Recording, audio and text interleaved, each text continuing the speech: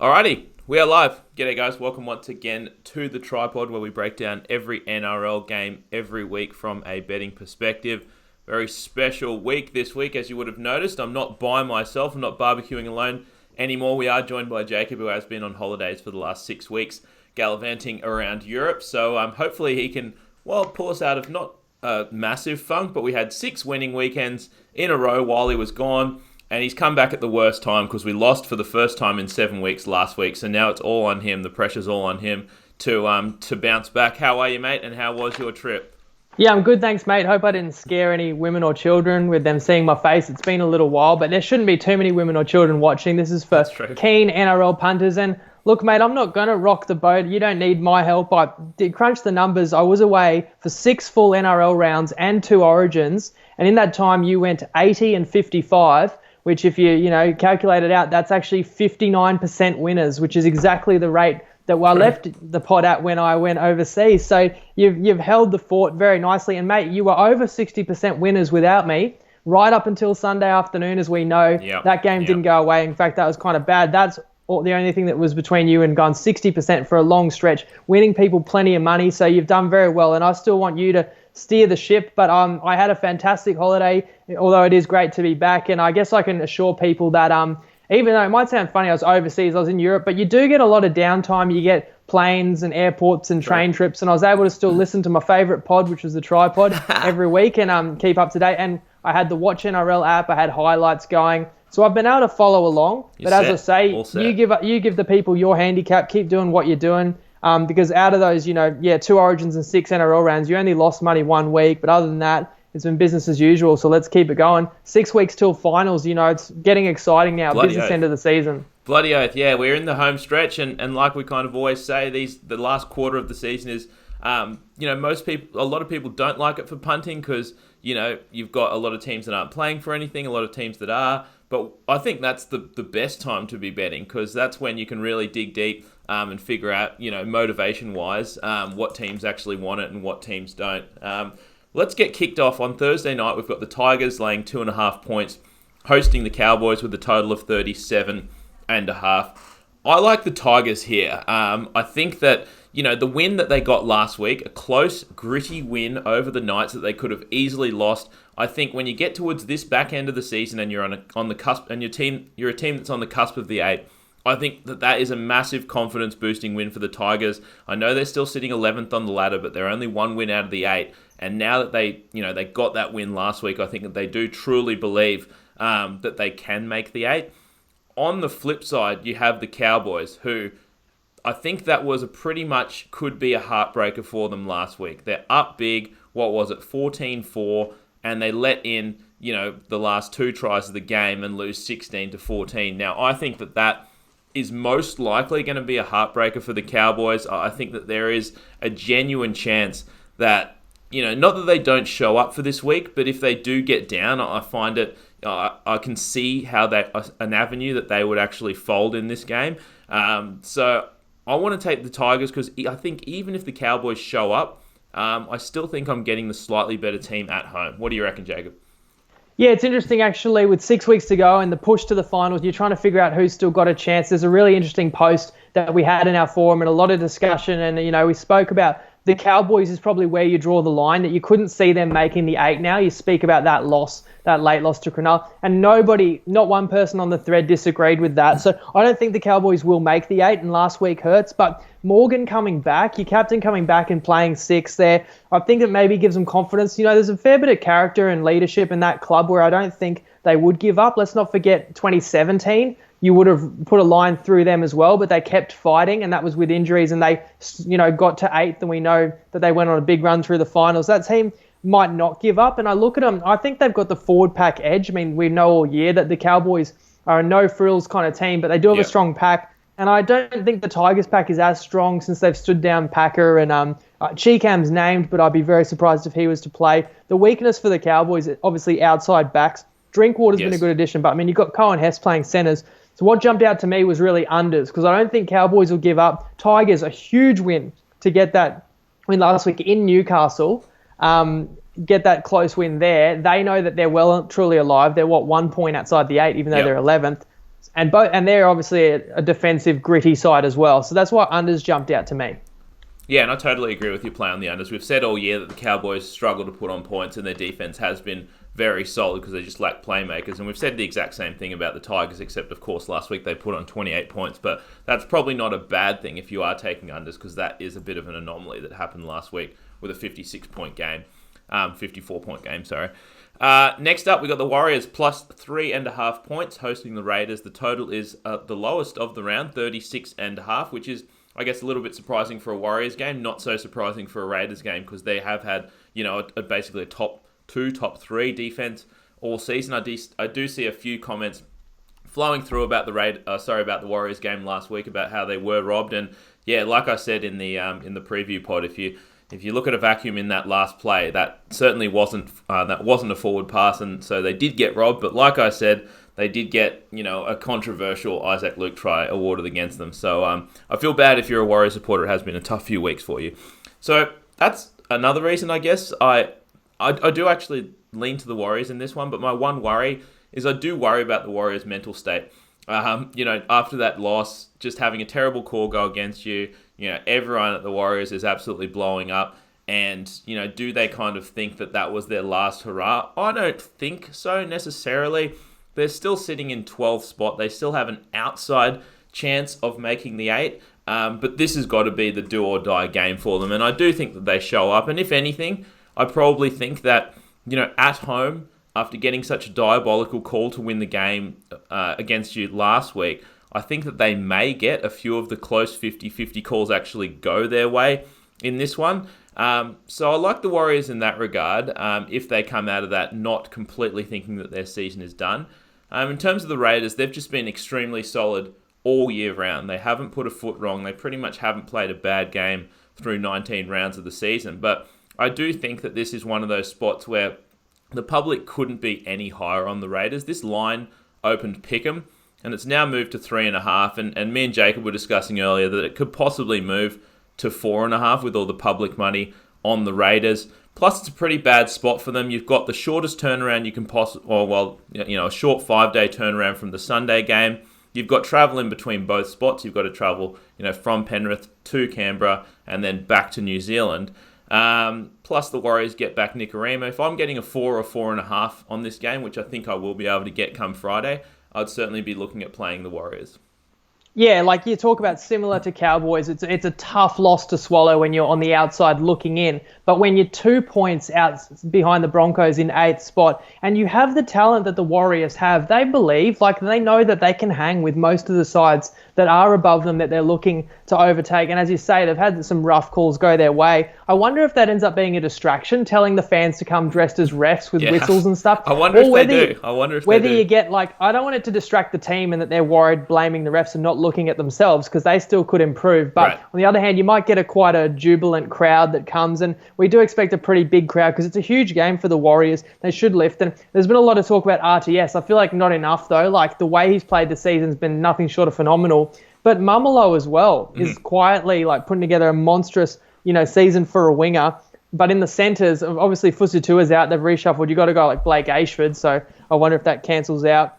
Isaac Luke suspended, but you get Nicarima back. There's enough there in this Warriors team at home to believe in them. And I think if that line gets above 4, we may have our hand forced. With the Raiders, they're a bloody fierce side. They're not quite full strength, I suppose. When I look at I see Michael Oldfield in the centres. Leilua got that injury and Kotrick is suspended 1 more week. So if there's any weakness, but, they were too good for Penrith on Sunday. And what really stands out to me when I watch the Raiders every week is the goal line defence. Yep. And Penrith threw the kitchen sink at them set after set. And they just kept on turning them away, and it's always tough. 180 from last season. Yeah, and the Raiders are just just never easy to beat this year. Their attitude is so good, so you don't like betting against them. But if the line gets so high, as you said, it might continue to grow. Anyone who's been backing the Raiders this year has mostly been winning, and I guess the public is going to like the Raiders in that one, which means we might like the Warriors. And now that you say that, Jacob, I know we mentioned that, there's going to be some money flowing in for the Raiders and it might just keep trucking along. I do see some comments flowing in that, BetEasy's moved to 4 now, which wasn't a 4 before. So I think, honestly, that line's going to keep growing to a point. I think once it hits 4.5, the Sharps will hit it. But I think we will be able to get a 4.5 at some point. And so let's just confirm that although we haven't given out a best bet yet on the two games we've just spoken about, we did have a quick skim. We didn't find anything that we thought was excellent. So we'll, deep dive tomorrow with more markets available, possibly with markets moving the way we anticipate. There'll be some best bets on those games by tomorrow. Yeah, absolutely.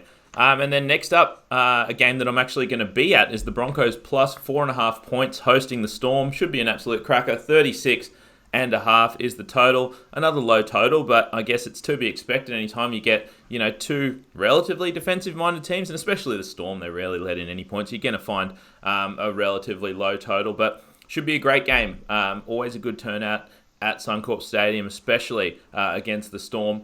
I actually have a lean to the Broncos here. I think that this, if I could get like a 6 on the Broncos, I would certainly pull the trigger. We looked around for that earlier on, couldn't find it.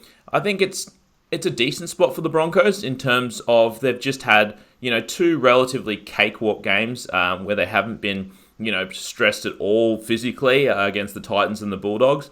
They've also haven't had to leave the state of Queensland this month. Had a few home games and obviously Titans games. So that's also a benefit in terms of just being more rested, not having to travel towards the back end of the season. I think it's a relatively tough spot for the Storm, actually. I understand that Craig Bellamy will always have them up, for most games. But in terms of, just the situational spot here for the Storm, you have a 90-minute grueling game against Manly last week. Very physical game, and obviously you play an extra 10 minutes. Now you've got to turn around and play the Broncos at Suncorp. And then they've also got to be looking forward a little bit of a look-ahead spot to playing the Rabbitohs in Sydney next week, which could, ultimately lock up the number one spot for them. Or if they lose that game, so I feel like that's a more important game in terms of the Storm locking up the number one spot than this game here against the Broncos. We know that Suncorp is a fairly strong home field advantage. You get Matt Gillette back, which is good. You get Flegler back, which is also a little bit of an inclusion. But on the Storm side, you get Vunivalu back. A couple of injury clouds over Christian Welch and Jesse Bromwich, but they have been named, so I would expect that they would play despite niggles. But I just think that the Broncos do show up in this one, and with it being a tough spot for the Storm, I could see this game being a fairly close grind. Yeah, you make a pretty good case for the Broncos. You're probably, definitely talking me away from the Storm, which was my first lean. But you didn't tell me when we spoke earlier you were going to the game. So if I know you're going to the game, we can't back the Broncos because we win about 10% of the time when we bet on a team and then actually go to the game, especially absolutely. Broncos games. So I don't know about that. Yeah, you're right. Of course, the Storm, but 90 minutes grueling, and the Broncos off a training run. But it'd be a different story if the Storm would have won. I hate the idea of betting against the Melbourne Storm off a loss because I just feel you're getting their best effort. And on top of that, you mentioned Vunivalu back. So to me, it's like their strongest 17 they can field. They've lost 3 games this year. Like they've played 19 rounds. They've lost 3 games. They lost 2 by 1 point, 2 in Golden Point, and 1 other loss by 2. So combined losses of 4 points. I mean, that's just ridiculous. They could be undefeated, literally, if you swing a couple of moments in those games. It's just insane. Now, I have been away a little while, but finally the Broncos moved Milf to fullback, and it does look like it's reinvigorated him. But I can't help but think I still don't really like the look of Boyd at 5'8". I feel like he still can be found out by the Storm, and he's in the halves with Turpin, who might have gone all right, but that's still quite an untested halves to go up against the Melbourne Storm. You mentioned Gillette and Flegler back, but TPJ out. So it's probably a decent spot for the Broncos being at home and the situation. But I hate betting against the Melbourne Storm side that's full strength off a loss for me. But we'll see where that line moves. Yeah, definitely. And I guess you would assume that money would probably come for the Storm. Oh, I don't know. We'll see how it goes anyway. But I don't know if that line's getting to 6. But if it does, I think we would have to pull the trigger. The first game that we have any best bets on, and you can see them there on the screen now, Manly laying 6.5 points, hosting the Knights, 43.5 points is the total. I think this is a fairly similar game, actually, to a couple of weeks ago. Same line where Manly was hosting the Eels. The line was 6.5, and Manly won by 12 points. But this is the same line. I think we're catching the Knights in a better spot than the Eels were, and I think we're catching Manly in a worse spot than they were 2 weeks ago. We've got the Knights in a must-win kitchen sink game They just lose last week. Now they've dropped out of the 8. This is an absolute must-win for them with only 6 weeks left. I do really think that they step up in this one and put forward a good performance. Also, in terms of comparing the line to the Eels, I do think that Knights, as they're currently constructed, I know they've dropped a bunch of people for this game, but as they're currently constructed, probably do have a more talented roster than that Eels team a couple of weeks ago. And then we get to Manly. I guess it's a very, I wouldn't say square, but it's a square thing to think, okay, this is going to be a letdown spot for Manly. But I think there is something to it, and there's a fairly decent percentage that it is a relatively decent letdown spot for them. They've just beat the ladder leaders in 90 minutes. Massive game, very grueling game. And, we've said in the past, there is a stat where if you play the Melbourne Storm team, teams the following week, don't do too good against the spread because it just is such a physical game for them. And I think that the Knights do respond. They've dropped a bunch of players for this one, I think 5 or 6 players. But I think, especially as they're currently constructed, I like Mason Lino in the halves other than Kurt Mann. I think that that's still a roster that can get the job done here, and I would not be surprised if the Knights pull an outright upset here. Yeah, I was surprised this line was as high as it was, and I do think it's a Knights season on the line because they've lost 4 games in a row after, a really good middle of the season run where they charged up the ladder. And, Brown was absolutely scathing of his players and the performance they put in for the Hughes Foundation, home game last week. They expect to win against the Tigers and to let in 28 points. And he's dropped a few blokes, but they do get back Fitzgibbon as well, and I still think they've got the depth to still put together a strong team. These sides mirror each other in a little bit. I mean, you got Tommy Turbo versus KP. That's an epic matchup at fullback. Obviously, the Sevens from Origin, or the decider in Pearce versus DCE. And, even in the forwards, I think they'd be reasonably evenly matched. And, I think the Knights can't lose 5 in a row. They have to stop the rot in this one. And when you're getting a decent line, even if they can just compete and keep it close, then we can cover. So that's kind of forced our hand. Now, Manly are off a huge game. Another thing that came out of our thread today is I posed the question, is Manly a realistic chance to win the comp? Because what I've seen, you've got Turbo, DCE and Gerbo playing the house down. Desi's working his magic. And they're knocking on the door of the top 4. And if you get into the top 4, you really can win the comp. You're 1 win away from a bye and a home prelim. And no one was really disagreeing with that either. Manly's a legit premiership contender, which is amazing, and hats off to them. But after 90 minutes against the Storm, you said it, Knights pretty much playing for their season. We're going to trust that Newcastle will show up for this one. And it's so fucked too, because I don't know if you would have heard it, but it's once they got fully healthy and they got, the Travojevic brothers back, they got DCE back, and they were a fully healthy team, I said, okay, everyone's been sleeping on this Manly team because everyone's been injured. Now that they're fully healthy, I want to bet on them. But just the following weeks, there was just no good fucking spot to bet on them. Even the Eels, the line was a bit too high. You're not laying 6.5 points with Manly. Then the following week, I really thought, against the Storm, that Storm at home would show up for that one. And then this week, in a great spot for the Knights. So it's been kind of grim. But anyway, we have 5 best bets on the Knights game as of now. We're taking Knights plus 8.5 points. That is $1.81 in the pick your own line section of Bet365. That is actually unbelievable. If you guys don't believe me, I took a fucking screenshot of that just because you won't get that again. We loved that when we found that this afternoon. Love that. We're taking the Knights team total over 16.5 points. That is $1.85 on Bet365. All of these are on Bet365 to save some time. Manly team total under 24.5. It's $1.87. The Knights over 6.5 in the first half. That is $1.90. And Manly to score under 4.5 tries. That is $1.80. Let's move on to the Bulldogs plus 6.5 points hosting the Panthers. 36.5 is the total. I don't know what to do with this game. Obviously, we have won a lot of money betting on the Panthers in recent weeks, except for last week, obviously.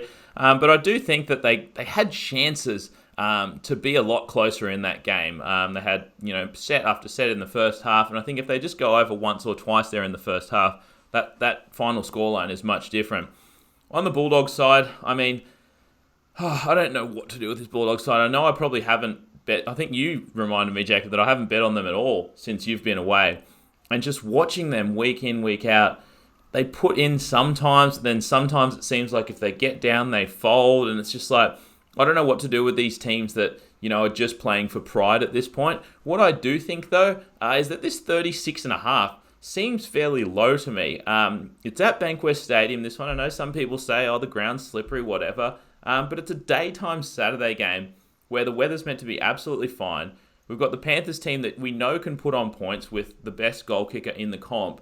And we've got a Bulldogs team that's just playing for pride. And when you get that, generally the team tends to throw it around a little bit more. And if they get down, sometimes they can fold. I know that they didn't go over last week against the Roosters, but the Roosters, like I said, looked like they were in second gear the whole game. I think this is, a huge spot for the Panthers to show up because now they're in 7th. They're still on the cusp of the 8 there. I think they know they should be in the top 8 and they have to take care of business against a Bulldog side if they want to be there. Yeah, I like the overs because I like a lot of the, young outside backs on the Dogs, and it's worth mentioning now they've got Witeni Zelezniak at fullback, and he's obviously a former Panther, and I've always rated him as a really solid player, and since they brought Meaney into the side, and even Hopper is solid, Remus Smith is up and coming, so there's some pretty good, promising outside backs, and even if you want to include up and coming players like a Lockie Lewis in the halves, and then the forward pack has never really been the Dogs' weakness, and they've had a couple injuries this season, but guys like Napa back on the park, and they played pretty tough against the Roosters when they were down 3 tries to at least not let go, and they hung in there. And so I think they could do the same in this one. But as you say with Penrith, and we've got to give you some credit too, because earlier in the season, we backed Penrith more often than we should have, and we paid the price in a few games, we definitely heard it more than once, people in our forum say, never backing the Panthers again, write the Panthers blacklisted. off. And they won 7 games in a row, and I'm fairly sure we're on them all 7 straight weeks. And yes, last week, they were outclassed. What can you say? But look, they've done all that hard work. They've got themselves back in the 8. They want to make the finals. If you're a finals team, you beat the Dogs in this one. It's as simple as that. And they should definitely have the edge in a stronger bench and the halves. Those Origin halves have got to be the difference as well. So I think Panthers have to win this game, but it's quite a high line, and I've made the case that the Dogs aren't terrible. So for me, it'd be like take the Dogs with the points or pass. And at this stage, we've got no best bet. Yep, and we'll move on to a game that we actually both really liked, and it's the Sharks plus 1.5 points hosting the Rabbits. 37.5 is the total. I said to Jacob I have 2 favourite sides this week, and the Sharks are one of them. I really think this is a great spot for them. I've said in the past that when the Sharks aren't fully healthy, very similar to the Rabbits, you don't really want to bet on them. But when they are fully healthy, they are a devastating team. Same with the Rabbits. When they have everyone there, when they have Sam Burgess, Alex Johnson, the halves healthy, you want to bet on this Rabbit side. But this Sharks team is going to be more desperate here. You get a lucky win against the Cowboys. Maybe not lucky, but a come-from-behind win against the Cowboys last week. I think that, is a massive confidence boost. I know that they're only sitting 10th on the ladder, but if they lost that game, I think that would have been a massive heartbreaker for them. But no, you get a come-from-behind win. I think that's a huge confidence boost. Now you still have some belief, or very good belief, you should, that you can make the 8, especially with all the troops coming back. Fafita back, I know that they're starting him on the bench, but that might make him a little bit angry and he can come on as sort of an impact player. You've got Moylan back and you've got Wade Graham back. So I'm hoping that all of those guys are at least 80%, 90% healthy, because when the Sharks team has all their troops, they are one of the top 6 teams in the comp, in my opinion. On the Rabbit side, I understand that, they're still gunning for a number 1 seed. I think that they, probably won't get there. They're still 2 games back on the Storm. So I'd say that this Rabbits team is not quite as desperate as this Sharks team, who actually wants to make it into the 8. You do get Sam Burgess back, but I worry about how healthy he is. Obviously had surgery a few weeks back, had some complications, got an infection in the shoulder, and for a guy that plays like Sam Burgess and takes as many hit-ups as he does, to have a shoulder injury like that, it's certainly, I feel like it's going to make him not 100%. So I really think that at home, are we sure that this Rabbit side this line is telling us that it's about 4 points better than this Shark side? I don't think so. I think these teams, as they're currently constructed, are fairly even. So to catch the Sharks at home as underdogs, I think is great value. Yeah, the Sharks struggled a little bit early in the season, but they had key players out. It was perfectly excusable. And then they started to build some momentum and get some, gutsy wins and get blokes like Wade Graham back in the team and the emergence of your Bronson Cherries, and everyone was in form, and it looked like were a force to be reckoned with. But since I've been away, they've been on a tailspin really, and there's been, finger pointing and people, with their nose out of joint in that team, and you worry. But a win like they got last week, which they absolutely had to have, and to come from behind and win, I just feel that's got to do them the world of good, because winning does cure a lot of ailments. And look, if you're going to take the Sharks in this one, I wrote down that I also like the Sharks. All we've got to hope is that Moylan, Dugan, Johnson, Graham, Fafita don't get injured during the game, because we've got 3 of them coming off like hammy injuries, and we've got a couple others made of glass. And that's a big if. But if those guys, as you say, are 80% or more and they're good to go, I also wrote down goal kicking is another big concern. But I see these two teams pretty evenly matched on paper, with the Sharks more desperate and the Sharks at home. And I mean, I don't mean to take away from the Rabbits, because I give a lot of credit to what Wayne Bennett has done. They've played great footy this season. But you mentioned Sam Burgess. I don't think you could even say there's a 100% chance he'll play. I feel like they would still go through the week and see how he's pulling up through the sessions and, give him up till kickoff. And they're in a position where you don't absolutely have to play him if it's better to give him one more week's rest. And That's another reason why we've grabbed all the plays you can see now, because we do feel like if Sam Burgess was to be pulled out, this game flips and instantly the Sharks become a favourite, and that's why we're going to take them now. Yeah, absolutely. It's one of those ones where it's like, we don't think that the line's going any higher than this 1.5, but if the Sharks do become favourites, then it's impossible to get any of these bets anymore. We've got 7 at the moment, the most bets we've had on a game for a while, except for the Panthers last fucking week. Sharks plus a 0.5 point in the first half, that's $1.84 on Sportsbet. Sharks winning at halftime or full time, that is $1.80 on Sportsbet. That's a fantastic bet. Sharks plus 1.5 in the... Oh my God, I have fucked that up. Anyway, I know why Mike's asking in the comments what the fuck this third bet is. It's Sharks plus 1.5 in the second half at $1.80 on Unibet. I'll edit that. Sharks plus half a try, that is $1.80 on Bet365. Sharks team total over 16.5, that is $1.90 on Sportsbet. The Sharks team total over 6.5 in the first half, that is $1.87 on Bet365. And the Rabbitohs under 18.5 points, that is $1.91 on Ladbrokes and on Neds. Next up, we got the Roosters laying 16.5 points, hosting the Titans. 42.5 is the total. Basically the same line that we had for the Bulldogs game last week, except I guess the only difference is the Roosters are at home in this one. But I don't think I've bet on the Titans many times while you've been away. You see their team and it just looks like they are disheartened. It's a funny one. Like, I'm definitely not laying 16.5 points with the Roosters, and I said the exact same thing last week. Like, it was Bulldogs or nothing, but then the line kind of came down, so we didn't end up taking them. So I'm definitely not laying 16.5 points with the Roosters. The only side I could look is the Titans, and it's a funny one because they have looked fairly shit the last few weeks, that's for sure. They have not looked like they've want to put in, but there have been a lot of distractions. Obviously a coaching change, they had no coach for a week, all this kind of stuff. So I feel like now that that's finally all over now, maybe this is one game that they actually get up for against, arguably the best team in the comp in the Roosters. One thing, and it's not a full-strength Roosters either. You've got Jared Warrior-Hargraves out, you've got Boyd Cordner out, and you've got Takiaho out. So it's not a full-strength Roosters side. The one worry that I have is that the Roosters just had an absolutely chill game last week.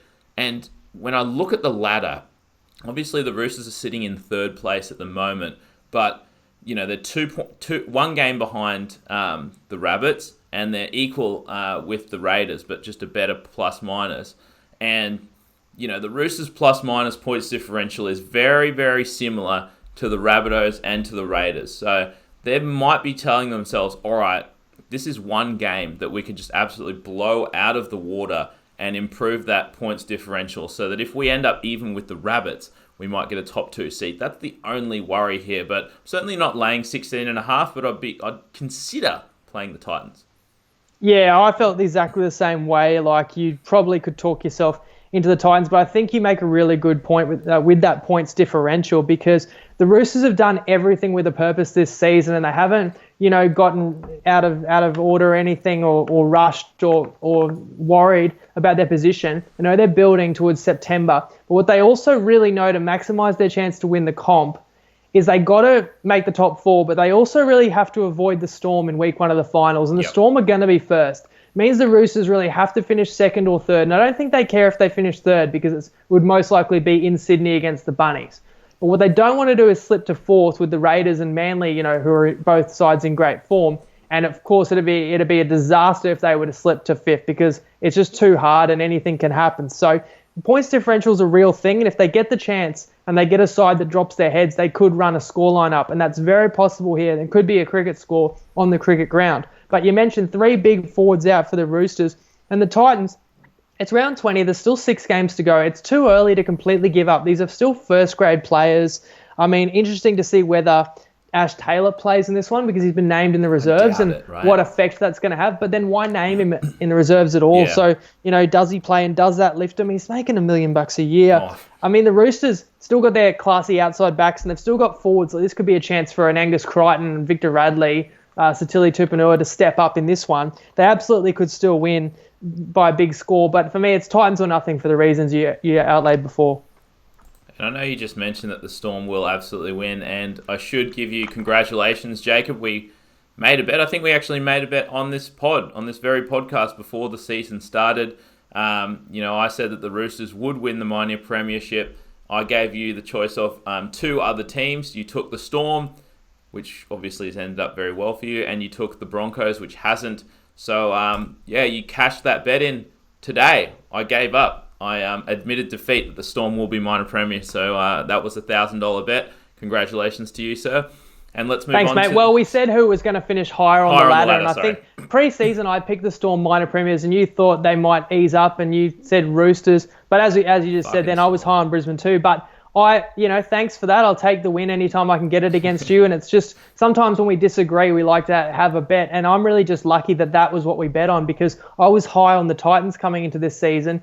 You were high on the Raiders, and I was a little more skeptical, but luckily we didn't end up with any season head-to-head bet there, or you would have killed me on that one. So I'll take any win I can get. Indeed, good win to come back from holidays for, that's for sure. The last game on the slate is the Dragons laying 1.5 points, hosting the Eels. 40.5 is the total.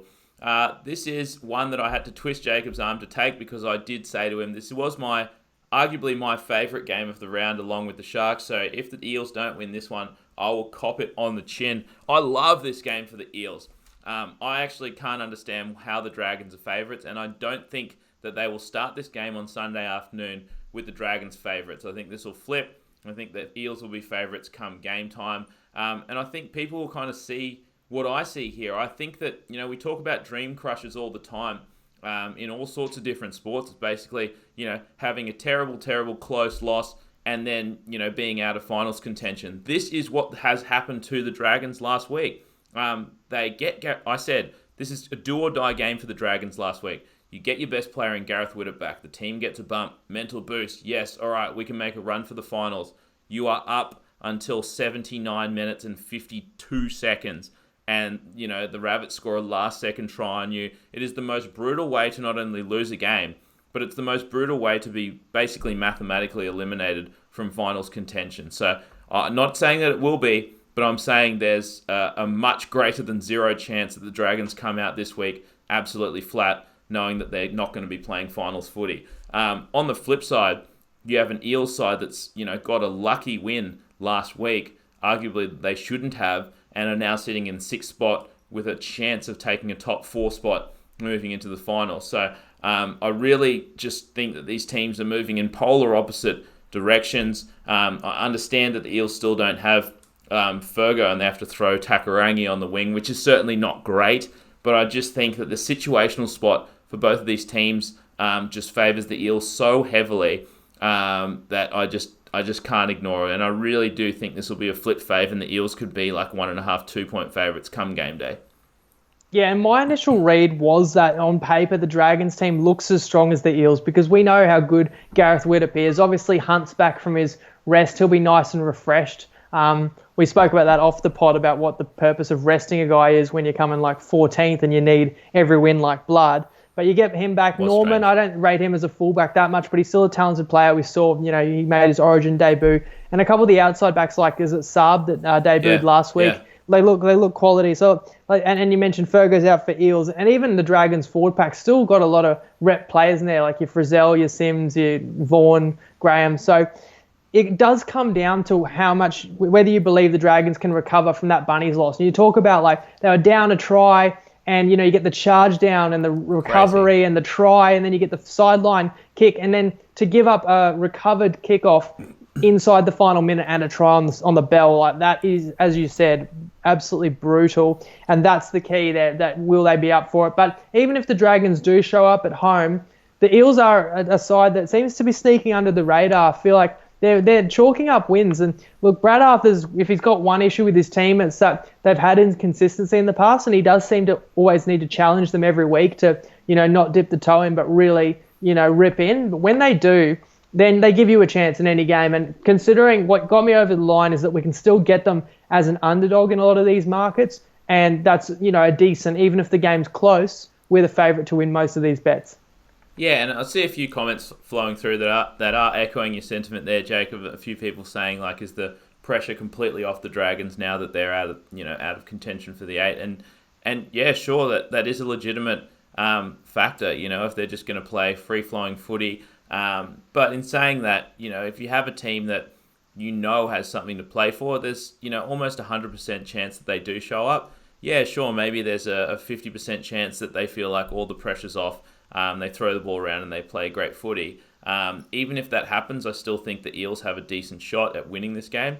But if there's a 50% chance that the Dragons show up and they're just absolutely devastated, they don't put in, if they get down 6 to 10 points, they just completely give up, I think that there's a decent chance of that as well. And if that happens, obviously, you've almost got a lock with the Eels. And like you said, we're getting the Eels as underdogs, and we were already seeing, later this afternoon that money was coming in for the Eels. So we're grabbing these 4 best bets while we still can. We're taking the Eels plus a half a point in the first half. That's $1.81 on Sportsbet. The Eels plus half a point in the second half. That's $1.82 on Sportsbet. The Dragons team total under 20.5 points. That's $1.85 on Bet365. And the Dragons to score under 3.5 tries. That is $1.90 on Bet365. And that is going to wrap it. Jacob, how was it? First week back, mate. You did well. Well, we'll wait and see. The proof will be in the pudding this weekend. But it's good to be back, and it's great to be watching all these games in the comfort of my own home with my TV and in my sanctum there, and just get back in the man cave and get back to work for the pod. 59%, as we said before, we've gone 60% or better every year. This is our 5th year now. It won't be easy harder. With most of the season in the books to lift that winning percentage, but it's still in reach, and that's what we're striving to do. And honestly, 59% this year, where I reckon, and we've talked about this before, where it is so much harder to find great bets, because obviously, like, we lose William Hill, we lose Luxbet, all these bookies that, like, you were able to find just fucking great lock bets, like try lines and stuff. We'd absolutely crush them on those ones. So going 59%. It's not even the bookies we've lost. It's Ladbrokes and Neds mirror each other's markets. Oh, yeah, exactly. It's bet easy. Don't do halftime lines anymore, and aren't doing team totals until a few hours before kickoff. Yep. Yeah, I agree. I don't know if we're getting better every year, like we put in more and more work, but one thing is for sure, it gets harder to win every year. So 59% winners is nothing to be disappointed in, but we always want to be better. And I'll tell you something, it's probably our fault really, because like the markets that we absolutely loved, halftime lines on BetEasy, completely removed them.